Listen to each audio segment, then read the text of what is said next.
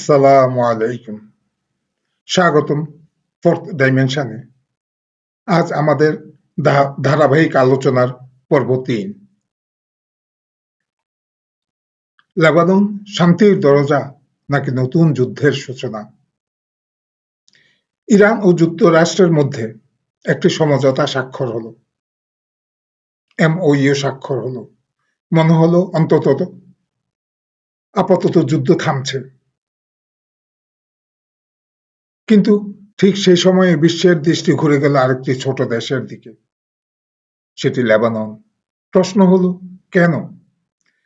কেন একটি ছোট্ট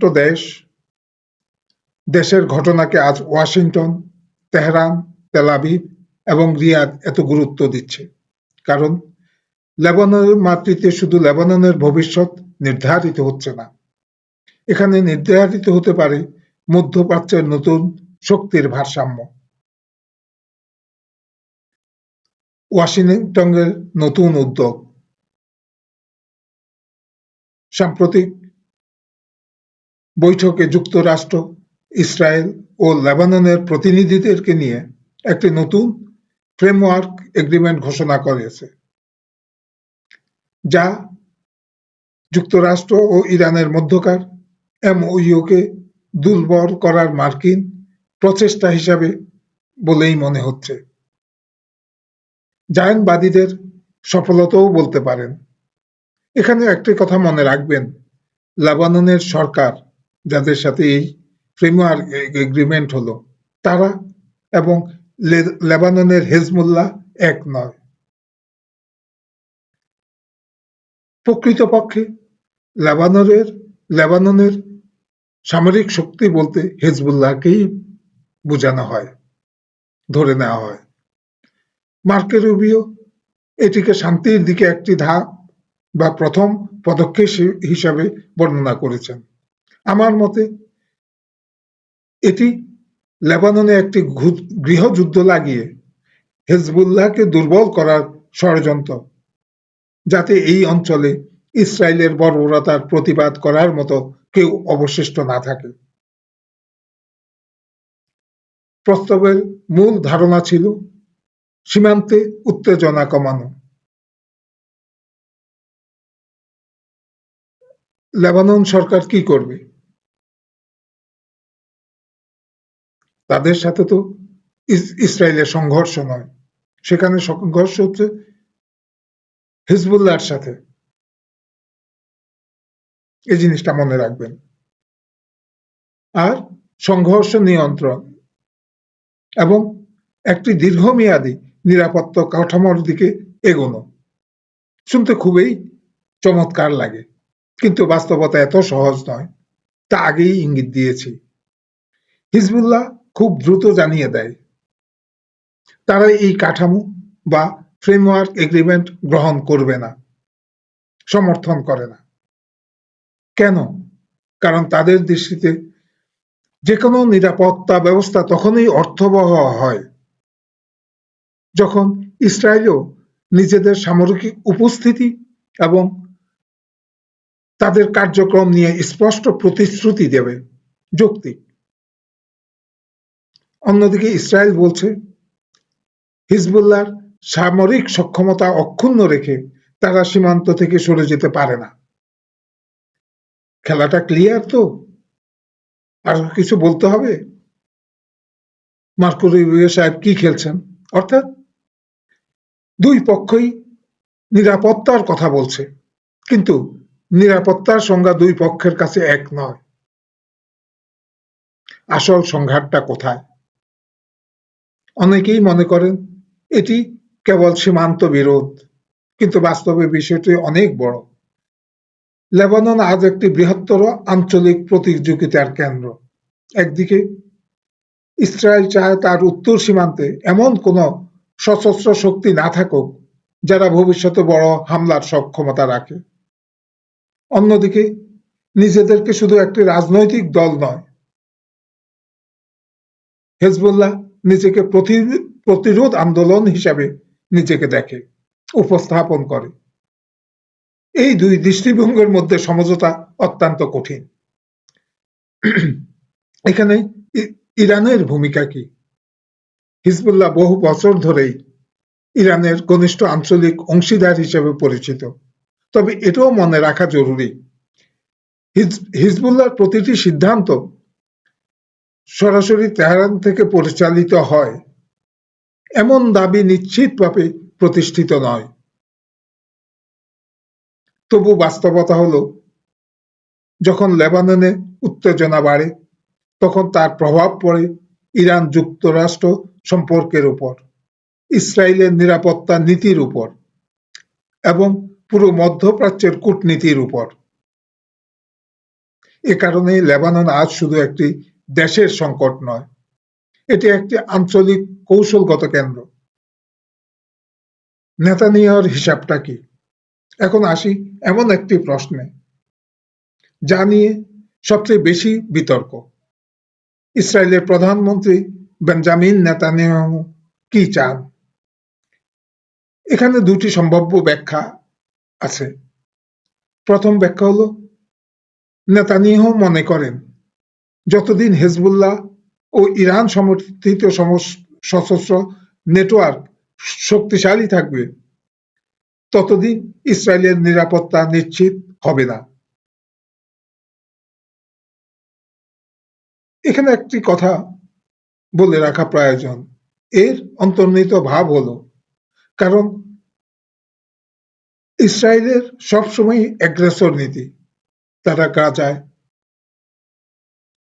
অসংখ্য শিশু, বৃদ্ধ, নারীকে হত্যা করেছে, নিরস্ত্র নারী, শিশু হত্যা করেছে। সেখানে ওষুধ, খাদ্য সাহায্য যেতে দেয় না। সুতরাং এটার পেছনে সত্য হলো তাদের অ্যাগ্রেসিভ কর্মকাণ্ড এবং বৃহত্তর ইসরায়েল প্রতিষ্ঠার কর্মকাণ্ড নিশ্চিত করা। এই যুক্তি থেকে তিনি শক্ত প্রতিরোধমূলক নীতিকে সমর্থন করেন। তবে বাস্তবতা হচ্ছে ইসরায়েলই সবসময় অ্যাগ্রেসরের ভূমিকায় দেখা গেছে। দ্বিতীয় ব্যাখ্যায় বলতে হয়, কিছু বিশ্লেষক মনে করেন যদি ইরান যুক্তরাষ্ট্র সম্পর্ক স্থিতিশীল হয়ে যায় তাহলে ইসরায়েলের কৌশলগত দর কষাকষির অবস্থান দুর্বল হতে পারে। এটা সত্য। আগের বক্তব্যে খেয়াল করুন তাদের উদ্দেশ্য কি।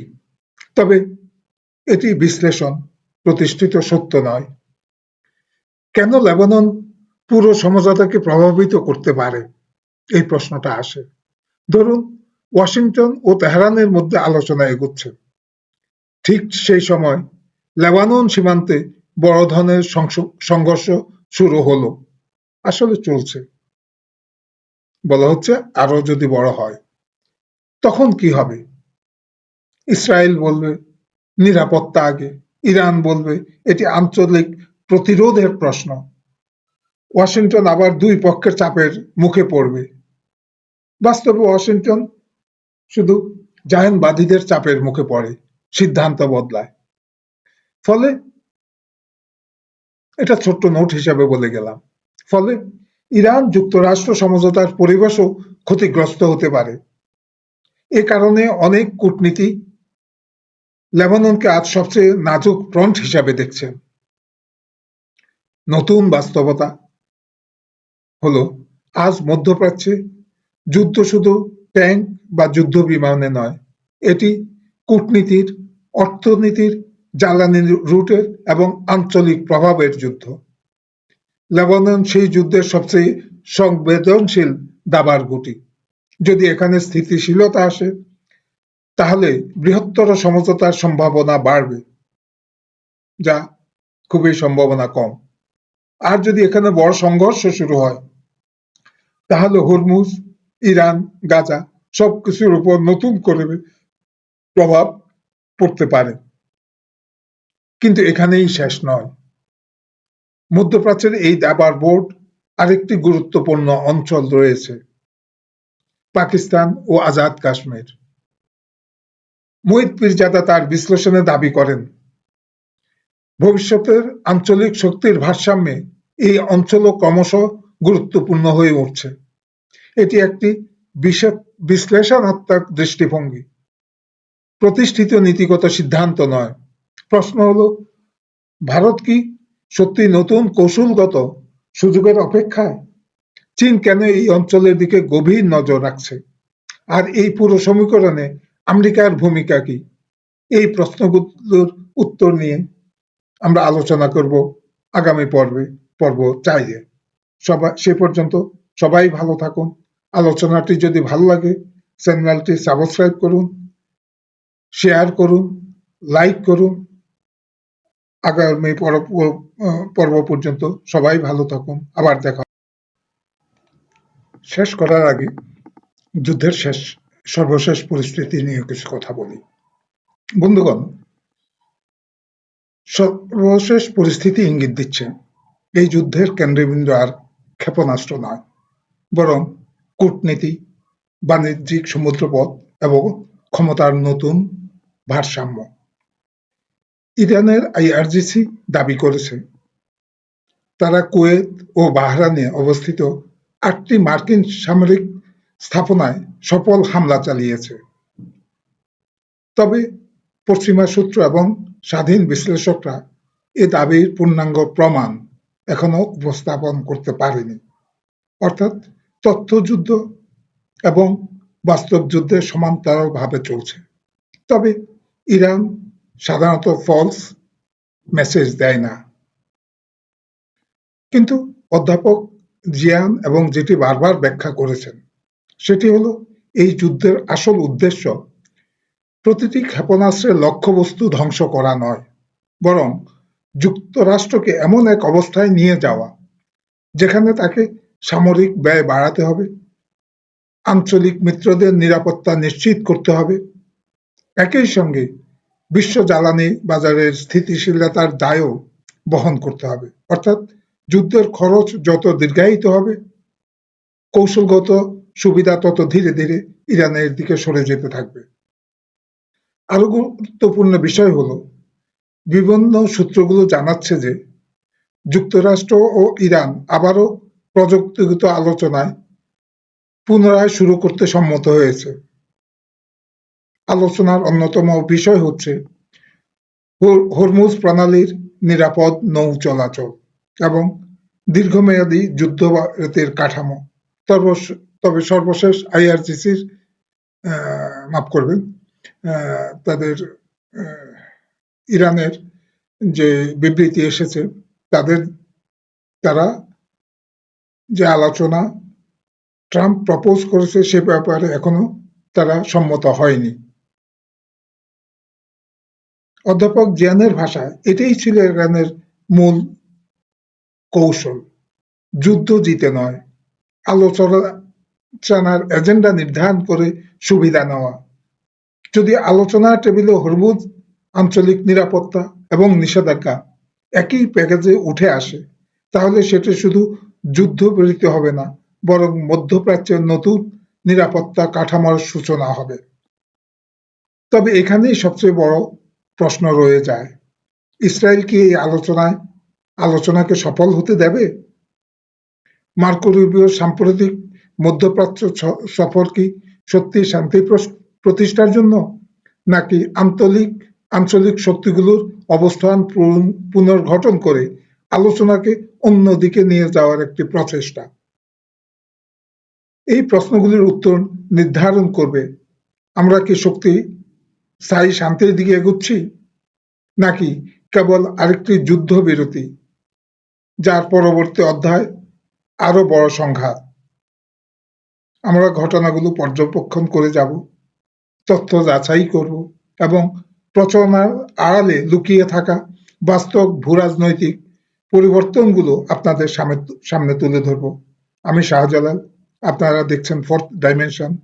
সত্যের চতুর্থ মাত্রায় আবারও দেখা হবে। আল্লাহ হাফেজ, সবাই ভালো থাকবেন।